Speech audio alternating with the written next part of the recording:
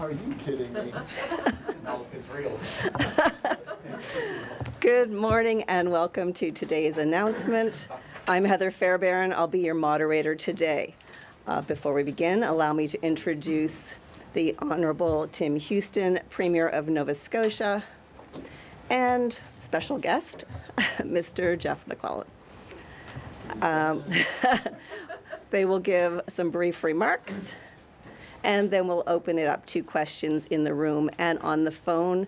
I would ask that I know many of you are here to also ask questions of the Premier about his mission to the United States. I would ask you to hold those until the end when this announcement is completed, and we'll circle back to those. Premier? Good morning. Thank you. Good morning, everyone. Thank you for coming here and joining us today. Last month, Minister Lohr and I announced our government's comprehensive plan to address the housing crisis in Nova Scotia. It included continuing the rent cap, more affordable housing units and rent supplements, a commitment to create student housing, and also additional measures to address our skilled trades shortage. The housing shortage is an issue across the province. There's no question about that, and certainly including our largest city. So the HRM portion of the plan is significant, but I want to assure Nova Scotians that there are many discussions taking place around the entire province. That said, today, I'm pleased to announce the members of the joint HRM Provincial Task Force that will address this important issue. You may recognize one of the people here with me today, so I'm very pleased to announce that Jeff McClellan, who you all know, has agreed to take on the role of the chair of the task force. Having worked across the aisle for 8 years with Jeff, I know that he is solutions focused. Nova Scotians want us to work quickly to address the housing crisis that's facing the province, and I have great confidence that Jeff can lead with the urgency that is needed. I have always respected his commitment to Nova Scotians and his strong track record. He's a relationship builder who isn't afraid to roll up his sleeves to get the work done. As a former cabinet minister, he knows government and he knows the issues around housing very well. He'll be able to hit the ground running and work closely with HRM and the other panelists to address the roadblocks related to housing. This is an incredibly important role. It's a very valuable role to Nova Scotians. So, of course, Jeff will be compensated. We've not yet determined how much, but I want to assure Nova Scotians that they will be getting tremendous value for money when the details are finalized, and we'll be transparent about the compensation for sure. The other panelists are equally talented. Kelly Dente, the Executive Director of Planning and Development at HRM, and Peter Duncan, Director of Infrastructure and Planning at HRM. Those are the two HRM members of the panel. They're both professionals and experts in their field, and I know they will bring a lot to the table. From the provincial side, we have Stephen McIsaac, who's the CEO of Nova Scotia Lands, and Paul LaFleche, our Deputy Minister of Municipal Affairs and Housing, and he's also the Deputy for Seniors and Long-Term Care as well. Both bring an important perspective and the ability to get things done. So this panel, the panelists led by Jeff, will report directly to Minister Lohr. They'll have their first meeting in December, and I can't stress enough how excited we are about the quality of the task force, and I have great confidence in their ability to get things done and start to tackle the issues in housing. So now I'd like to ask Jeff to say a few words. Thank you, Premier, very much, and good morning, everyone. I'm pleased to serve as chair of this all-important task force. Housing supply is a complex issue, and one that I agree and we all agree needs urgent action. I am well aware of the planning process for the new development, and am well versed in some of the issues that can arise in the approval process. We all want to see more housing, so residents of HRM will have a place to call home. Our focus will be on faster planning and developmental approvals, which are needed for large residential projects. I'm looking forward to working closely with the HRM, my fellow panel members, and the other players who will make a difference and help us get to a better place with housing and these pressing issues in the HRM. Just a quick comment before we go back to the floor. The Premier and I are probably the two least surprised people in the room and in Nova Scotia.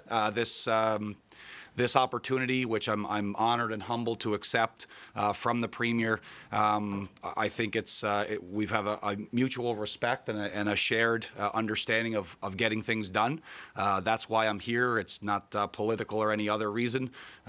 We've always worked together, despite obviously being on different sides of the political fence. This is about helping people, and the Premier has had a running start with his government in these early days, and I think they're doing many great things on a number of fronts, and I just want to pitch in and help in housing. So I am honored, and the Premier can expect my very best in terms of effort and using my experience as a former minister to make sure that we get things to a better place here in the HRM and set a model for Nova Scotia, which is incredibly important to the Premier.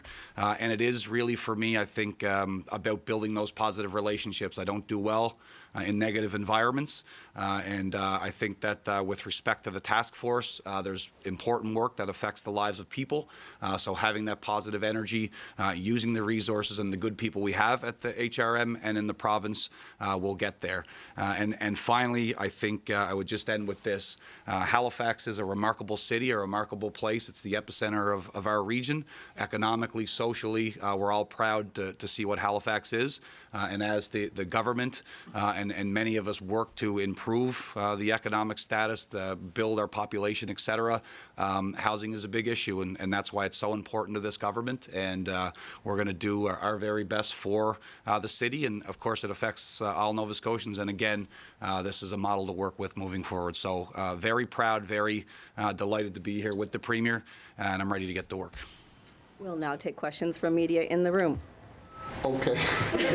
Let's start with the most obvious first. What is it about Jeff McClellan that gives him the expertise and the talent to tackle this job? Actually, I'm incredibly honored that Jeff agreed to accept the role, because when we look at the number of relationships, there's a huge challenge in front of us here. And it's going to take many hands to overcome this challenge. That means working with other levels of government. It means working with not-for-profit partners. It means working with developers. It means working with tradespeople. There's a lot of moving parts. So we looked around at the list of possible candidates of who we thought could really grab this and start to get to work on it. And Jeff's name kept bubbling to the top. So I just know from personal experience in working with Jeff in situations that were sometimes adversarial, that he always has a focus on people and what's best for Nova Scotians. And we are very, very focused on people as a government. And he's absolutely the right choice. And we're going to do some good things together. This being a HRM-based task force, would it not make more sense to have someone from HRM chairing the full? It was actually important to me to have somebody a little bit removed from HRM that could be completely objective about how to get things done. So what we have in Jeff is somebody who cares about the province, cares about HRM. You heard his words. We all care about all parts of the province, but has the ability to stand back and really look at what's good for communities. You know, what's good for residents, what's good for Nova Scotians, and I think the fact that he resides outside of HRM but understands this city very well is an incredible asset. It'll be very, very useful. Throughout this process and in the release, you talk about roadblocks. Can you identify even one roadblock? I've been covering municipal politics for a dozen years, and it appears to me that most every development proposal gets approved. So, what are we talking about? Yeah, I wouldn't agree with your assessment. I mean, we have some developments that have been kind of on the books in discussion for about 10 years. And here's what I would say about the task force. Obviously, there was a reaction to the task force. We heard some members of HRM Council speaking out against what the province was planning here. We had others pointing the finger at the province, saying the province is the problem on housing. So, but But when we announced the task force, we started to see some projects approved. Actually started to see some movement. But I think everything we've seen since the announcement of the task force for me, just confirms the importance of the task force. And you know, even right now, if you look at the discussions around the city in the last week or so, you have a situation where everyone is working to keep things affordable housing, rent cap extension, and then you have HRM talking about a 6% property tax increase, you know, that will flow down to tenants, will flow down to everyone. So I think it just shows the need for a task force that can really look at these things objectively and put people before everything. But is there roadblocks dealing with HRM? It may be the assessment of some that there's not. But certainly, everything I read in the media and from talking to people, not-for-profits included, they would tell you lots of roadblocks. Can you identify one? Sure. There's a situation right now where the province is wanting to move people from a hospital to another building, more long-term care. And there's the inspectors are identifying little issues that I think don't raise to the standard of keeping people in hospitals. So there's all kinds of little anecdotal things like that. There's all kinds of real things like that. But here's what I would say. The focus is we need more housing stock in this province. And we want to be absolutely respectful of the consultation process and all of the concerns of communities. 100% will follow that process. But there's also a time for action. And we believe the crisis in housing necessitates more action. And that's what we're focused on. Mr. McClellan, what's your job? My job is as the chair of the task force, is to ensure that we are looking at all the elements of large-scale developments, why they're being held up, what's the problem, where are the opportunities to advance the different components of a particular application, and understand the complexities of the question at hand. These things are incredibly complicated. We all wish they were simpler, but again, from my time in the housing portfolio, there's a lot of challenges, and that answer is no longer good enough from a provincial perspective, from a municipal perspective. The premier, the mayor, the council, they want things to move forward because we need housing for Nova Scotians. So there is a plethora of issues inside of an application, let alone a suite of applications that are currently ready. So it's really working with the provincial representatives, the regional municipality, the Halifax representatives, to understand how do we unblock these things and how do we get accommodations and housing built for people who desperately need it. It's that simple.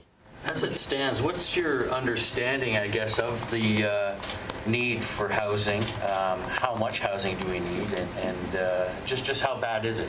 Well, I think that, again, using some of my foundational information from when I was there versus to now, speaking with the Premier, Minister Lohr and his team, it's significant. And when you look at the impact of immigration, the tremendous success that we're having at growing the city, growing the region, the province, this obviously pushes down on things like affordable housing. So it's a very significant problem. I don't have a specific number of what the target is, but it's enormous. And again, while we move through from all levels of government, while we move through the process, that problem is getting worse. So I think that under the Premier's direction, it's time to actually put solutions in motion and build accommodations, build residences, build facilities that can house people. So every application, every situation is different. There's no cookie cutter, believe me. So it becomes the job of the task force to take those things one at a time and dissect where's the problem specifically, how do we fix it specifically, and how do we get these things in motion. And that's really the crux of it. That's a pretty general statement, but there's a lot of details inside of that work. From a logistical perspective, then, such an enormous task, What are your terms of work then? How do you tackle this on a day-to-day? What's that going to look like? So again, I think that using the 8 years that I've had to understand how a task force, a committee of this way would work, again, there's no one formula. I'm going to be available and here and building the pieces with the task force, with the supporting staff, as often as I have to be. I'm obviously comfortable being here in the city. It's going to require a lot of work here in the epicenter of government downtown. So that's what I've signed up for. So in terms of logistics and working with staff and working with task force members, that's going to be free flowing. But there's no limitation on the amount of work that this is going to require or what I'm going to put into it. So obviously with video conferencing and the realities that COVID have opened up for us in terms of communications, I'll use some of that from Glace Bay. But no question, I'll be here as often as I have to be. And I'm, again, looking forward to it and accept that willingly, knowing that it's a big job. Lastly, I guess you're up for this task. I know you stepped aside perhaps from your political career and job to spend more time with your young family. Does it seem like the right decision? Is this something you're eager to get into? Absolutely, I am. It's very different. As I've said, politics and governing is all-consuming, and I couldn't break away from it. This is a breaking away in the physical sense, in the mental sense, but this is. At the same time, it's a very important task. This is an element that governing requires, and for me to play a supporting role on that with the task force, I can manage it. Again, I'm not even remotely worried about the time pressures. I've managed since exiting politics very well, and I'll do the same, but trust me, the Premier and Nova Scotians can be sure there won't be any missing work based on my time consumption. I'll be here to do the job and do it well, and whatever that takes, I'll be available. Will task force decisions be binding, or will there be recommendations to the minister? Well, we have a lot of faith in the task force. This is not a task force for show. We're not going through the motions here. We've created a task force that we have a great faith in and great trust in. So when the task force says time to move, we accept that as a government. Can you help me understand? I still haven't wrapped my head around what exactly this task force will do. So they will meet, but will they be dealing with individual applications from developers? Because there's a whole city process. Obviously, it goes through the planning department. Are you the second step? Like, I don't quite understand. So when the system works efficiently, the task force would do, let's say, very little. The plan is people would still apply to HRM. HRM would still go through their process, and then there would be kind of a file brought to the task force. This is the file. This is our recommendation, and the task force will decide they accept that recommendation or maybe they want to do something a little differently. So a lot of times what happens, to Tim's point, I think, is maybe the HRM may say there's might not be that many no's, but there's a lot of not sures and more information and back to the drawing board and these types of things. So maybe the task force could determine that in that situation, no, we have enough information and here's the decision. And that decision is we move forward, or that decision is a no. But certainly we want to build housing stock. We don't want to disrupt communities. We don't want to overrun anything, but we do want to make sure that we have a task force that understands the importance of making a decision and won't be too afraid to make one. Will the task force be able to change HRM zoning? The task force will be able to, but these aren't our intentions. But look, this task force, this is serious stuff. We are sending the message very clearly with this task force that we have one focus. That's people. It's not politics. It's not but it's people. We respect the process, but we need housing for people in this province, and that's what our focus is. Are you prepared to give any financial relief to Cape Breton, the people of Cape Breton, and Mr. McClellan as a former MLA for the area? I mean, what's needed? But if you could first start tell us what might be coming that way. Yeah, so you're talking about the storm damage, of course. Yeah. I mean, look, we have, the storms have created a lot of devastation for sure across the country, but here in Nova Scotia, we have people that have been displaced from their homes. We have communities that are kind of shut in and isolated, so we're very focused on them. Same time, I really want to thank EHS, Health, Red Cross, the volunteers. You know, we've done what Blue Nosers do, and we really stepped up to support those that need it. The damage from these storms is significant. It's probably at least $7 million. So we'll trigger federal programming. So we'll do what we can to help people return to normal. It's still being assessed, but there's been some improvements in the last day even. But there's a lot of work to be done to rebuild, repair, restore. Some of that is provincial responsibility. Some of that is federal, through the federal highway, through the park and stuff. So we're working very closely with the federal government. I mentioned that the minister reached out to me immediately for national defense saying, can we help? So we don't think that's necessary right now, but I will tell you the lines of communication are open. We'll trigger the federal programs. We'll do what's necessary to support those Nova Scotians that need it. And when will those be triggered? I mean, when could people be receiving aid? There'll be a process. I mean, what I would say is as quickly as possible. But I know that there's been people who were displaced from their homes. Some have been able to return already. There are still some that haven't been able to. So our main focus is making sure that people know they have a place to live, and that they're supported. And we'll do what we can as a government, and the federal government will be there too. Just to get back to the nuts and bolts of this, so I'm a developer. I go to the city with an application. I go through the planning stages. Then it goes, you're going to review every planning document that comes through the city? Look, this is not a make-work project. We're going to, things. This is, in your example, if everybody is happy that things are going, it would never get to the task force. There'll be situations where people say, look, we've been working on this. You know, I can give you any list of examples. I mean, another one that comes to mind now is somebody that reached out to me that wants to build a unit on their property that they've been through. I think they told me 3 rounds of engineer reports and planning reports and still can't get an answer from HRM. So they just want an answer, right? So those are the types of situations that's not a large scale development, but it's a house. It's the potential for a house for somebody.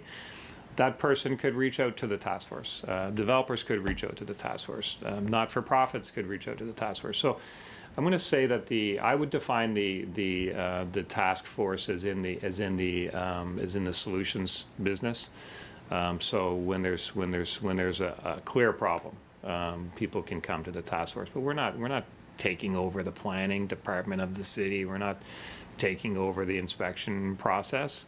But we believe very strongly that there are issues in delays that at times are unnecessary, and that's where we want to focus. So it sort of sounds like developers who are disgruntled with what happened with HRM can come to the task force too.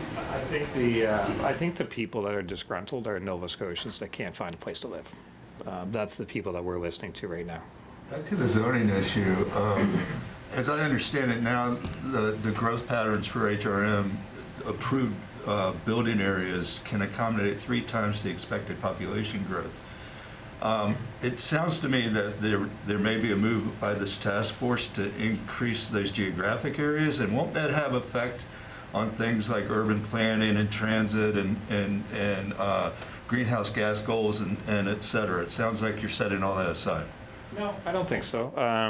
I apologize if I'm having trouble articulating exactly what the intent of the task force is, but I would also remind that there's a transportation task force too that we need to get to as well, because transportation is a significant part of housing. So if you're going to open up areas for housing stock, people need to be able to get to the places of employment and stuff. So let's not forget about that. But right now, the immediate need in this province, and certainly in HRM, is for housing. And if we have general agreement on that, then we would have general agreement on the use of the task force, which is to look at those situations where housing stock should be built and where there's no good reason why it's not, other than some delays that can be addressed or can be focused in on and say, well, how do we really get past this? What's the solution? Here's a problem. How do we really get past this? And this would be the task force. If there's files where things are taking a long time, and somebody says, look, I've been dealing with this for years. I want to build some housing. Here's what they're telling me. Then the task force would have the ability to get everyone in the room. We already have everyone in the room with HRM, with the province, and say, what is the hurdle and is there a solution here or not? And we can just kind of cut through the noise. That's all we're trying to do, is cut through the noise and get housing built. That's all. Simple as that. Housing announcement from a few days ago, there was some money that went to nonprofits, but primarily it was subsidies for large development companies. And the affordable aspect translated into a household income of above $40,000 a year. There's a huge segment of the population that makes less than that their needs are not being addressed. And there's a criticism out there that this government is focusing on large development companies, perhaps through the task force as well, to approve these things, when what really needs to be done is there needs to be more money spent on social housing and cooperative housing to create new units for that lower income. How do you respond to that? Well, listen, I fundamentally believe that the solution to a housing crisis is more housing. If you don't build more housing, you're not going to fill the housing. You're not going to fix the housing crisis. The very reason for this task force is to make sure that those housing developments and that housing that should be built is built. When we build more housing, we create more opportunities for people to have a place to live. That has a shift on the market.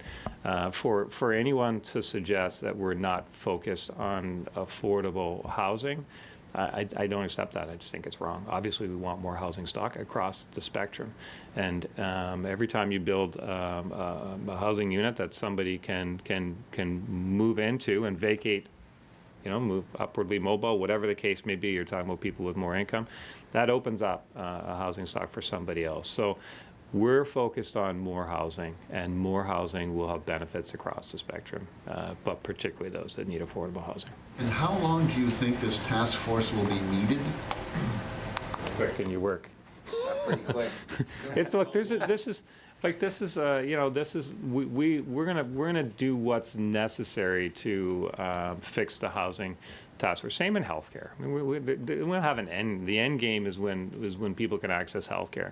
The end game is when people can access affordable housing, when people have housing available. So I think this is something that we haven't really talked about a timeline, but we're talking years to reverse the negative momentum that we have in housing. You okay with years? Yeah, I'm good with that. Yeah, we're going to work pretty quick out of the gate, though, Premier. But I think just if I can tie into that, Premier. Again, as I referenced it, I can't stress it enough, and I know it becomes cliche, but the complexities around these issues are enormous. The province puts tremendous resource and has significant policy to address and try to address the affordable housing, the housing demand pressures. The HRM has their system of resources and policy that they're trying to marry up, and the coordination has never really existed, and I'm hearkening back to my time as the Minister of Housing, where we've got all these resources and from policy perspective and financially, and they're just not coordinated. I think the coordination, it's high time that that's what this task force does. So I think that for both levels, it becomes about, as the Premier said, here's the problem, Here's the solution. What's that path? It's really that simple. And again, based on my conversations with the Premier and the Minister to this point, these are the focus at this juncture is large-scale projects, but this is not about developers. This is about Nova Scotians. So whatever individual unit, dwelling, small building to a new multiple hundred in the hundreds of units. This is what this is about: getting these places available for Nova Scotians. That's it. The Premier and his government have given me the elasticity and the flexibility to structure this in the way that gets things done, and that's really about the size of it. There's no preconceived ideas about what it's going to be other than performance, and that's what the government of Nova Scotia expects. That's what the Halifax Mayor Savage, the councillors and their team expect, and that's why we're here. Do you have a list of take questions projects? from media on the phones? We'll come back to the room. Starting with Keith Doucette from CP. Yes, see, a question for either the Premier or Mr. McClellan. I know it's early days, but is there a specific item agenda that will come up in the very first meeting that we might all be interested in terms of what you're going to do? Go ahead. Yeah, I'll go first, and then you can fix my mistakes, Premier. I think certainly, Keith, there's overarching elements when you talk about zoning and sprawl versus density, some of the permitting pieces, environmental assessments, all of those sort of nuts and bolts of your standard application. They're going to be sort of the high level sort of pillars of any discussion around housing, certainly in a task force. But when you drill down, it becomes about, okay, so on a number of applications of dwellings that would be this size, these are the fundamental issues and the bottlenecks that aren't being approved, and these are the reasons why. So there certainly is a structural conversation around municipal bylaws, our legislation, the provincial government's legislation. So those things are always going to be on the table. But again, I think it's a discussion on day one and through day X. That's many months from now. What are the issues in the moment that we can address right here, right now? What are short-term, medium, and long-term issues? And how quickly can we get affordable housing units available to Nova Scotians? Keith, do you have a follow-up on this announcement? We'll circle back to the phones on the mission afterwards. On the announcement? I'll take that as a no. Moving on to Rebecca Martel with Radio Canada. Rebecca? No, go ahead, thanks. Okay, circling back to the room. Any final questions on the announcement? Where is the, sorry, go ahead. Will developers be able to appeal specific decisions from HRM to the council and to the panel? Yeah. So how do you pick those people? I think those people will find us. I think what we're going to see is people will reach out to the task force with their specific situations, and then the task force will. I mean, that's the purpose. That's why we have HRM and the province together. They can say, HRM can explain, kind of what the other side of it is, I guess. But this is all about making sure that housing construction that should move ahead moves ahead. That's all. This is an enormous amount of money. We're talking hundreds of millions, probably billions of dollars worth of potential development. What are the safeguards that are going to be in place to prevent corruption or an ethical review? Is there any oversight of this process? And you're talking about, what are you talking about? Government investment in affordable housing? I'm talking about the task force operations. When the city doesn't allow development and task force says, oh, screw the city, we're going to approve this, there's a lot of money at stake there. Maybe the task force is doing the right thing, but the opportunity for bad actors is huge in that process. Will there be any safeguards to prevent that? I think there's legal situations. Look, we're focused on building housing stock. We'll take every safeguard we can but when you look at the integrity of the individuals on the task force, I believe in people, and Jeff is a person of incredible integrity. The task force members are people of incredible integrity, and I still believe in the good in humans. Premier, one of the things that happens at the municipal level, if you have a development that a neighborhood is unhappy with, they have to work out a development agreement. There is a room for public input. If a City Hall decision then goes to the task force and overturns a decision of council, what avenue is there from input from people in the community to be able to say, actually, council is right, this does not make sense for our neighborhood? The task force is about action, not inaction. The task force is made up of HRM and the province and people of common sense and people that understand kind of human nature and what works. So again, I mean, there's no room in this province for consultations for the sake of consultations over and over and over back to the drawing board. There comes a point in time when there's a time to make a decision, and I'm putting my trust, putting our government's trust in the task force to have the ability to analyze the information before them and make the right decisions for the benefit of the people. That's the focus right now. As you know, if we find out we need to tweak the model and change the model, we'll tweak the model and change the model. But right now it's time to act, so we're acting. Is there an opportunity to support, say we're hearing from the city that the planning department is understaffed? Is there an opportunity from the province for financial support to beef up those operations?